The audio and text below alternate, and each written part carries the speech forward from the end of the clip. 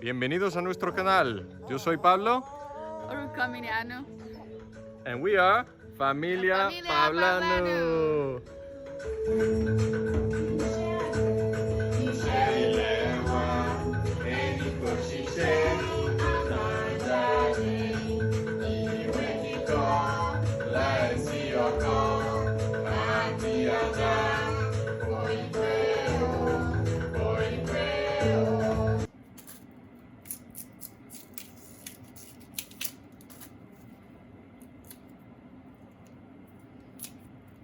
Wish I do this more often. I don't. This is like my second time of actually opening cassava like this. This is.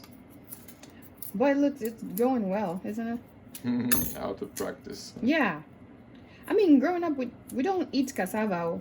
Because we have the bitter one, so we always use this for gari. We always ferment it. Yeah. So your first time was sweet cassava. This is my first time with sweet cassava, but I love it. It's so nice and just tastes so good.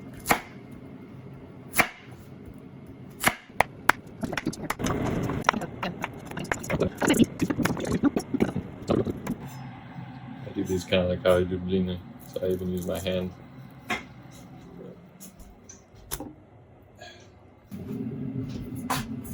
Here's me chopping the matooke, and you can see it's discolored. Is because what we can buy here from the international market is frozen matooke, and that's why it looks really, really sad looking. It's not fresh, but it still tastes really good.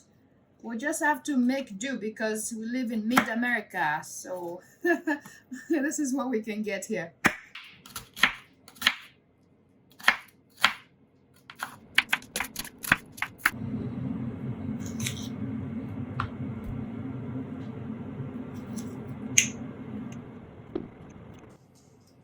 I don't know what I'm doing here, but just make it work. I don't really know actually.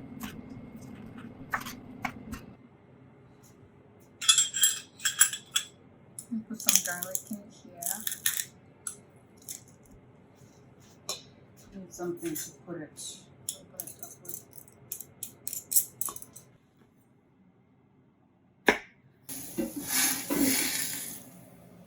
I'm sauteing with water.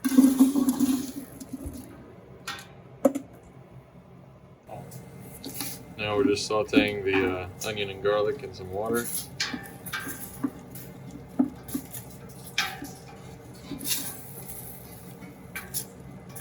Now we have the cassava, potato, matooke, as well as the Hawaiian plantain in here, boiling and sauteing over here. So my wife had to go grab the baby, so I'm going to put the tomato in.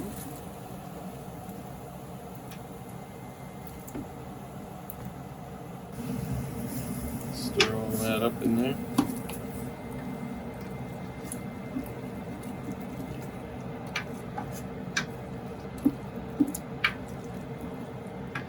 Try to get the matooke and everything boiling.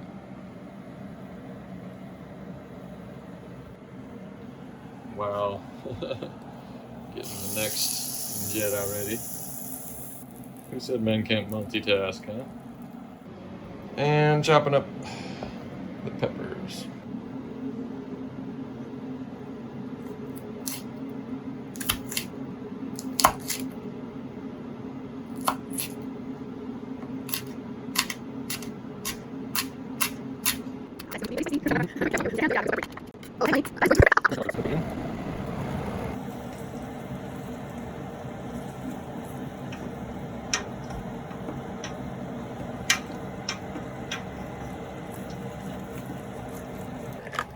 We'll add some curry powder.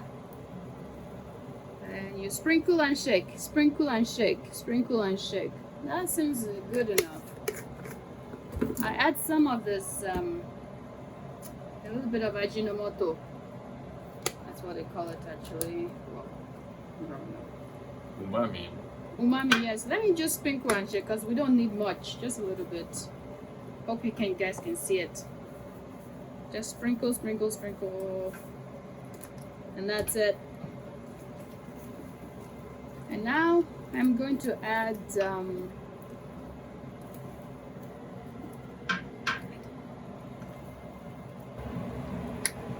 let's add some turmeric to it.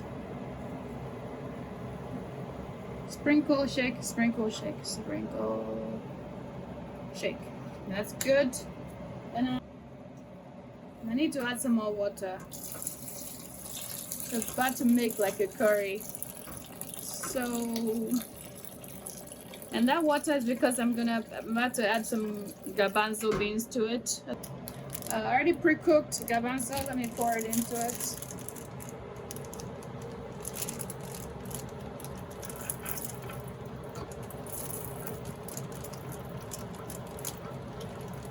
It's a little awkward on the back burner. Yeah, it is. Okay. I think I did it. Yeah, that's a good amount. Usually make for a large family, so I usually do a lot. Look and see, this pot is really big. It's for a large family, so that ought to be enough for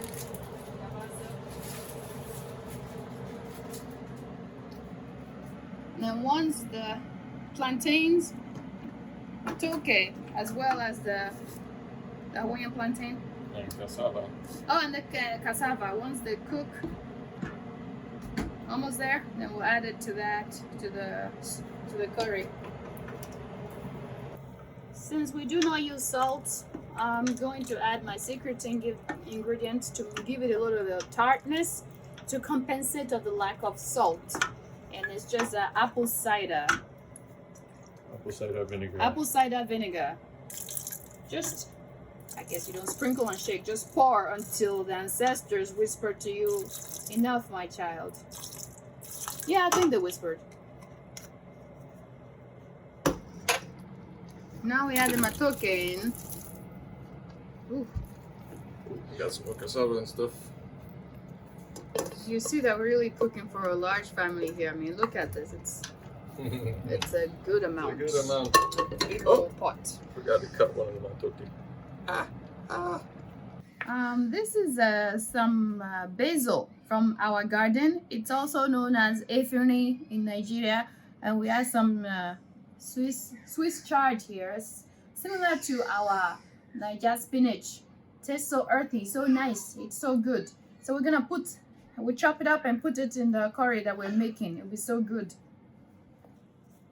So basil, all chopped up. Swiss chard, all chopped up. Swiss chard going in. Rafa, mamambo, mambo. I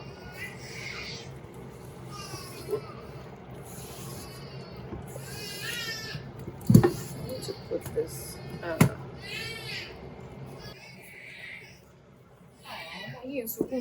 Hey, so Swiss chard is in, basil's in. Now we're going to stir it together. Look at that. Isn't it lovely? It's coming together very well. So we've tasted it, and you taste the tartness and see if it's good for you, and add some more apple cider vinegar and some more water so that you see the consistency that you like. And just a little bit more water will be good. Yeah, that's good. Yeah, and it's looking good. Now we have our curry all ready to be eaten. We'll give it a few more moments, maybe to cook a little bit more with the water added to it, and that should be it. Yeah. So while my wife was with the baby, I thought I would cut up this sour orange and squeeze out the juice and see if that's tasty, and if so, I might put a little bit into the curry. We'll see what she thinks. So everything's pretty well cooked. I'll put some of this sour orange juice in here. About half of that. See how it tastes. Oh, my wife's coming here. So I tried it. It tastes really, really good already. But to increase this the flavor, this is the West African locust beans, fermented one, Iru, dawa dawa, or what do they call it in the West African culture there? So and I know, do they have it in East Africa too? Do you guys have it in East Africa, Iru? And fermented locust beans, it makes the flavor pop. It's like umami flavor. Yeah. If you know what that is and you're from East Africa, comment below, please. So we just add a dash to it and stir it up, and it's like a little bit cheesiness and umami. It's just really good. It's good. Yeah, that way you don't even need to use much of the umami. Right, and also because we don't use bouillon, Maggi, and what else? What do we call it? Maggi and bouillon to put in this thing. We just do umami and iru, and it's so good that way. Yeah, and to compensate for not having the salt, we do what did we do again? And sourness. We put apple cider vinegar or lemon juice, and it makes it so much better. Okay. Oh wow, look at that. Looks like we have a mini tray here. I mean, it's a dish, but it looks so awesome. I'm excited. I'm very excited to try it. Doesn't it look really nice? Got some good colors. Okay. So we put the foods on the table. As you can see, we have the Injera underneath, and we have the Matooke Curry, the Kenyan style, and a little bit twist of the West African style in there. And we're going to call the kids up so we can all eat dinner. It's looking really good. We can't wait to eat it. So how is it? Yum, yum, yum. Excellent. It's really good. Raf, Tulio injetti. No, Lena. Rompe una parte, Tulio. Bella feronje, Goni. Feronje. Matooke Curry, Palu, Injera. Hey, Minte Minori. This is really lovely. I can't wait to eat it. Yeah, it's really good. Yum, yum, yum.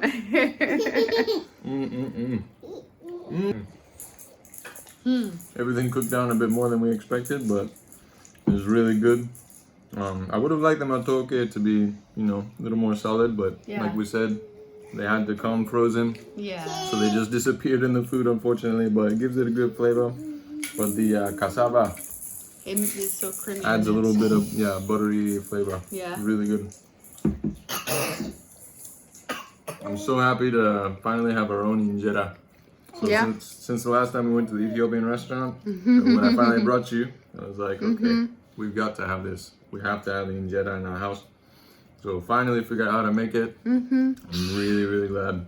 It's really so good. Oh.